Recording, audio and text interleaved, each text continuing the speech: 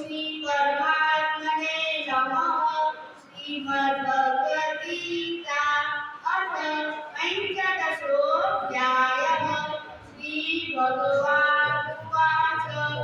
ऊर्ध्वमूलमधःशास्त्रम् अश्वत्थं प्राहुरव्ययम् छन्दांसि यस्य वर्णानि यस्तं वेद स वेदवित् अधश्चोर्ध्वप्रसृतास्तस्य शाखा गुणौ प्रवृद्धा विषयप्रवालाः अधश्चोर्ध्वमूला येन सन्ततानि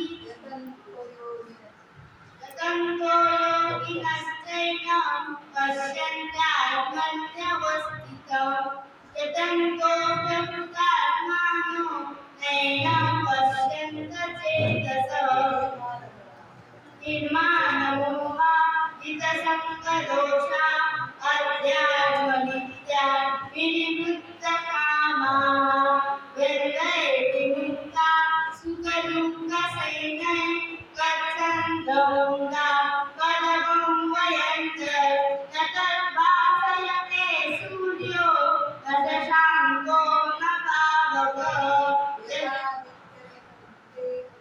यदादित्यगगनतेजो जगद्भासयते किलं यच्चन्द्रमसि यच्छामो तत्तेजो विद्धि मामकम् कामाविश्य च भूतानि धारयाम्येव ओजसा उष्णामि चौषधिः सर्वा सोमो भूत्वा न सात्मकः अहं जय सच्चिदानंद।